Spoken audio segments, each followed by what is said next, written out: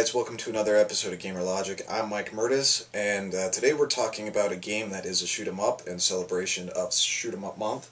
And this game has been released on a couple different platforms. It originated on the Turbografx CD, but is also available on Sega CD and was released on the Wii Virtual Console as well. The game we're talking about is an excellent shoot 'em up called Lords of Thunder.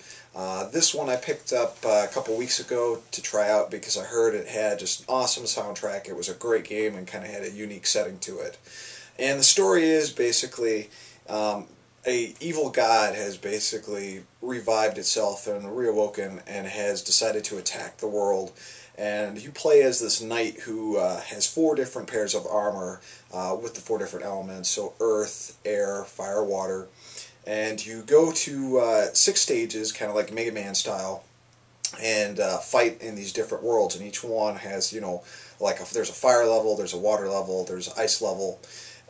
And you can pick different armors to try to see if there's a certain one that's better to fight against everything. And you go through these stages, and when you beat these stages, it unlocks the final 7th level where you go to fight the evil god and save the world yet again. Now, control-wise, it's a very easy game to control. Of course, Turbografx CD, the controller is only a 2-button controller, kind of NES style, so not much to it. Your 1-button shoots and your 1-button launches your special attack. Your directional moves are easy to do, so the control is very solid. Sound itself, the explosions in the shooting is pretty decent, but what tops the game off in the sound department is its awesome heavy metal soundtrack that goes through it. I mean, just great metal tracks that really kind of drive up the aggression and the intensity of the game.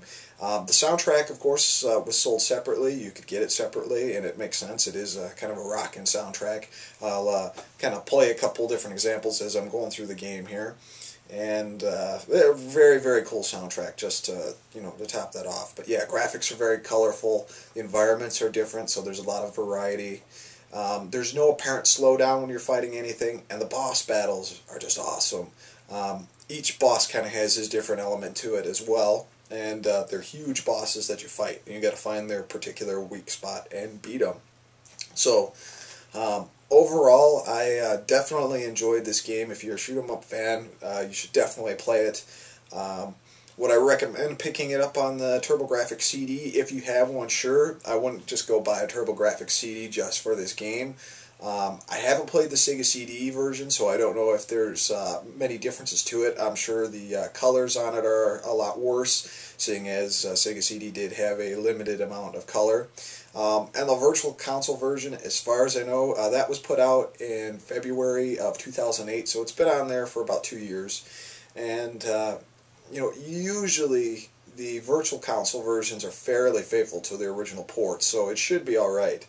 But if I had to give this game a rating a 4 out of 5, I would probably give it a 4.5 out of 5. My only negative complaint about it is it seems to be too short.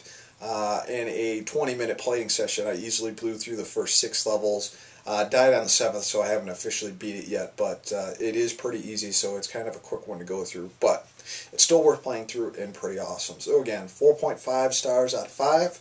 And that's pretty much for this review of Gamer Logic. With the extra time we have here, I'm just going to go ahead and play the footage of my last playthrough, and hopefully you guys enjoy it. So take it easy, guys. We got more reviews coming up, and of course the Midwest Gaming Classic is in a few days, so prepare for a buttload of content there. Take it easy, guys. Bye.